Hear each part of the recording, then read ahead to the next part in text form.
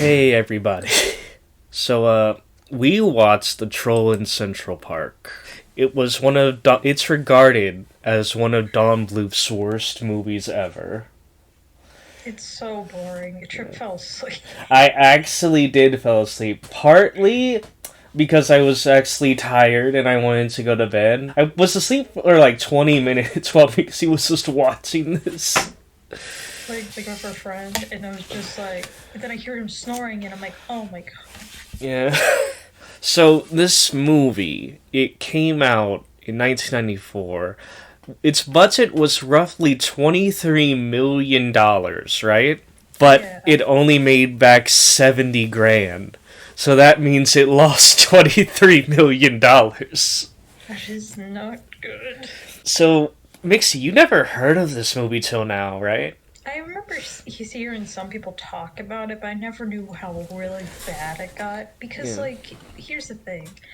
I love some of Don Bluth's movies, even his worst movies, like some of his bad ones. Like I had a guilty foot. I grew up watching Rockadoodle. Like it's not perfect, but you can see why it had a cult following and why people liked it, right? Right. It's just even some of his bad movies, you could still go back and watch it. But I've seen the Don Bluth fandom is quiet on him on this movie, like on this movie entirely, Yeah, they don't. right? They, like, I don't think that there's a single person uh, watching this who's probably seen the movie beforehand. I mean, I know that's like really strong to say, but like at the same time, no one actively comes back to watch this movie. He had some of his best films. Uh, some of his best films were An American Tale, The Secret of Nim, and The Land Before Time. Like those are regarded as cult classics. His later works when they had who was that? Steve Goldberg, I think, who directed like the latter half of his movies. I'm not saying that there was like a downcline because of him, but like I'm not saying that there was not. I mean, some of his movies Yeah. were great, like Anastasia, right? I loved that movie. Me and my sister would watch it all the time, and we even had like the special edition. Yeah. Like, funny enough, it came with Bardock the Magnificent, but regardless, Yeah. But need to find it. like even those movies who had not they didn't make their budget back like immediately in the box office, which is probably the most important time to make back your money. But at the same time, they had a cult following, and they probably made it back over the decades. But this movie, sorry, we're not really talking about this movie because there's not There's a much. lot of not much happens in this movie, really. No, it's just so boring. It's roughly like how long is this? This is like an hour and 10 minutes long, and it kind of feels like it was made for TV, right? Yeah, it does. Like, but even then, made-for-TV films could be a lot better than this, Yeah, right? I just don't really realize what happened. So let's try to cover the plot and try to make it make sense. So there's like this troll, like in the Kingdom of Trolls, there's this troll called Stanley, who is the only good troll. Out. Let's also say he's cartoonishly good, while the other trolls are cartoonishly bad. It's like overly sweet and kind. You know, like imagine Sora from Kingdom Hearts, where he's just the straight up Like, Soken protagonist, right? it's he's so sweet that to the point it's annoying. Yeah, it is. He makes flowers in this little underground cave where the trolls live. Apparently, all of them. And And it's apparently, they haven't found out about him, even though he lives right underneath that queen. he's right underneath the bits. He just live. They just they don't even find him by like investigating. There was just like a troop of trolls just like hanging out, walking, and like, oh, window pane fell on them, and like, oh, is this your flower? Oh, you're going in front of the queen. The plot feels rushed. The animation is bizarre. I want to talk about that for a second. So, you know about rotoscoping, right? Yeah. But for anyone who does not know about rotoscoping, it is when you essentially trace over live action production. Like, if you're filming people doing things and you just trace over that for the animated scenes. They had that for the human kids and the adults, like half the time before swapping over to like a more cartoonish animated style, and it's very noticeable. It's almost like uncanny, like when you just see like a cartoonist Stanley troll actor right next to like a rotoscope baby. So Stanley goes and he gets on trial, and we actually have the Queen's husband, which you said that he's probably going to have this whole plot where he doesn't want to kill Stanley, No. right? No, I didn't really say that. I was like, what? It's just like, oh, you kind of got him out of fucking dying. Yeah, Or, and it's kind of hinted throughout the movie that he just wants to save Stanley. He doesn't want to kill him, but at the very end, that doesn't resolve anything. He just like, yeah, wife, let's kill him. Let's get him now. yeah. Like, I thought that was going to like lead into something, but it doesn't. Like, a lot of this just doesn't lead in. So the boy, he's like a brat, right? Our main, Yeah, I hate him. yeah, he has like a little rat tail for the back of his hair, and he just looks like a 1990s kid, like peak in the mid 90s. He's very American, but his parents are straight up British, and I love that. Yeah. I just love the idea that his parents are British, but they're not around so much. So he just like adopted 1990s America culture completely, and I love that. So he wants to go out with his dad to do the boat thing. Meanwhile, Stanley gets sentenced from being turned to stone and just, I guess, dying, to going to New York, where they said, "Oh, nothing ever grows there." So he just goes on this little adventure where he's in the park. This is the only part of the movie, by the way, where he actually interacts with the park. The rest of it, he's just like under a bridge in the park, hanging out with these kids. That sounds wrong out of context, too. It does out of context. Uh, Like, I just, like, I have some of the Don Bluth movies in VHS or whatever. I don't think we have this. right. Your I father. think my parents were like, no. I like to imagine that your dad's just there at the store and he's just like, "Oh, let me look at all these movies for my daughter Mixie to enjoy because it's what, like 2004, and I'm picking out VHS tapes because they're more Like at efficient." the flea market. At the flea market. And he just like looks over and like, "Oh, Secret of Nim, yes. Oh, Anastasia, yes. Rockadoodle. Yeah, Rockadoodle, yes." And he's just like, what does he say when he sees a troll in Central Park, Mixie? No. Ah, no. Oh, he saved you that day. Yeah. So as we go on with the story, blah blah blah, the kids just leave without the nanny noticing, and we just made a joke. Oh, the nanny, she's gonna get fired. She just like the kids are gone for the entire day, right? And the nanny just like, I don't know. I guess they just hired her just to clean and leave. They didn't hire her actually to be a babysitter. So they just left their, what, like 3-year-old kids in the house alone. Very irresponsible parents. We find out that Stanley, his plant powers are at the same level as like a fucking demigod, or just straight up like, Yeah. you know, Poison Ivy from DC. Gus doesn't have Yeah. shit on Stanley's powers. He God. doesn't even compare. He can make fucking living plants just so that they can.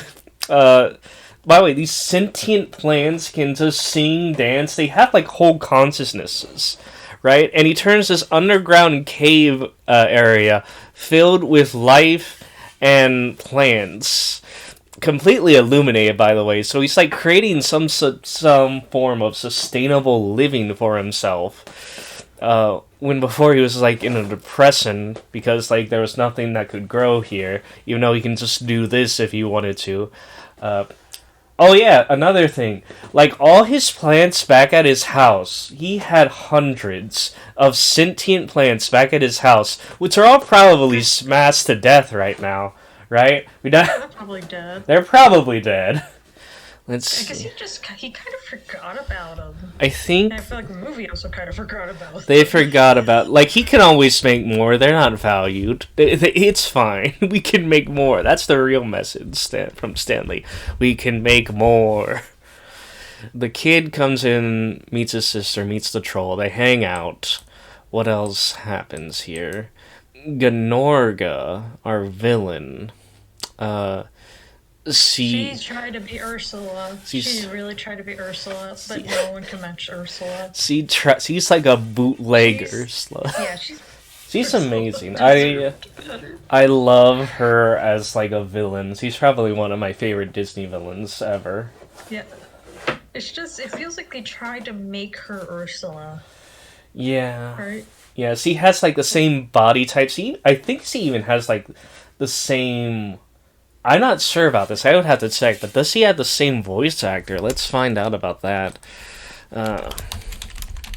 Alright, so no, that's not the same person who voices her. Who voiced her Ursula is Pat Carroll. Yeah, wow, she's still kicking today. Good for her. 94. Awesome. That's rad, dog. So, the kid, he cries. Gnorga uses his tears to flood the caverns, killing all life in there. Which, by the way, there were squirrels. They were actual living animals other than the plants. We don't see them. They're gone. They're probably into a void. So Stanley creates not only plants, but he turns his little toy ship into an actual functional ship. Like one that you would pay at the like $1,500 a month to park at the harbor kind of ships. But it's just covered in flowers. And like, oh yeah, here's another thing. They sail their boat in the caverns. This is under New York, right? And they go off into like this massive underground caverns that go down to, I assume, the center of the planet. And they just fly away with their ship. Like, I don't know if this is supposed to be reality or whatever, but apparently Stanley can just do that. And he teleports the ship into his own fucking pocket dimension that has its own space and sun, right? You can just assume, oh, this is just some sort of like illusion. No, they physically interact with everything in here, right? So he just made his own sentient troll people. He's essentially the god of this realm. I'm sorry. When I said that, I imagined like fucking Dio Brando from JoJo's Bizarre Adventure coming in and just like fearing in awe the power of like this fucking troll. Oh, Stanley. Stanley is scary. Oh, fuck Stanley. Okay. So this just happened. All the trolls are vegetarians or vegans, by the way. Nothing wrong with that, but at the same time, he just instantaneously created all of this just cause. So it raises a lot of questions, right? It does. Like, why doesn't he just live here? Why doesn't he just build an army and overtake the troll world. No, and then he just leaves and he goes out into space with his little raft. The lines between madness and genius are very thin, but in this case, I think it's fucking insane for this movie. This movie was kind of insane and boring at the same time. Oh yeah. Is that like a thing now? Yeah. Oh yeah, the ship scene is where I just like fell asleep, right? No. Yeah. I don't remember. Yeah. Okay, and then they just instantaneously come back, and all the water's gone and everything's fine. I don't know how. They don't explain. They don't care to explain it. I think, now don't quote me on this because I'm not sure, because I can barely find anything about this, like the productions of this movie. But I think that this was initially intended to be a TV movie because like they had those hard cut black scenes which, you know, like TV movies or TV shows would have for in between commercials. So I think some company like wanted to have this for a TV movie special so that they can air it whenever, but kind of might have backed out during the time, and they just said, "Hey, let's just put it in movie theaters," and that's how they lost $23 million. They just made it worse for themselves, like putting it in theaters. If so. Yeah, if I was in charge, this movie would never see the light of day. It would absolutely be thrown under the rug. Because like, Yeah. even if you just try to get back your money with this, which is fair, it's still gonna stain the reputation of the brand, right? Yeah. It's just gonna be like that one black sheep nobody talks about at the family reunion. Like, we don't talk about the troll in Central Park. No, no, no. Also, I'd like to point out, like, this main kid, real quick. He has, like, a receding hairline. Like, his hair's darker on the top of his head. It's so top of his weird. head. Yeah. That's just weird. It's so weird. Yeah. Let's see. Oh, there's that sizing, right? Because, like you said before. The sizing is so weird with the troll. Yeah, like the trolls. At some points he's as big as the boy, and other points he's he's smaller than the baby. So Gnorga and her husband come in dressed up like Vikings in a Valkyrie. I don't know why they were. She just really wants to kill Stanley. That's really it. She can't let that go. She can. She can't. They have like a running gag of like the husband's leg being chewed on by the dog. It's not funny, but they thought it was funny. Yeah, they thought it was funny enough to have that be like a quick post-credit sequence. Where it looks like he got bitten on the balls. Yeah. That would have been funnier. Oh. That's what I thought happened, because they didn't show where he bit. Right? I would have loved that one. I think that would have been a lot better. That's what I like. My new headcanon is that's what happened. Yeah. So what happens with Stanley? He has to save the kids from Gnorga. He's like, oh, I'm gonna go, and then no, I'm not gonna go, and then oh, I'm gonna go, and then oh, I'm not gonna go, and then oh, I'm gonna go. It kind of wastes time. It wastes time because they're like padding out time. Yeah.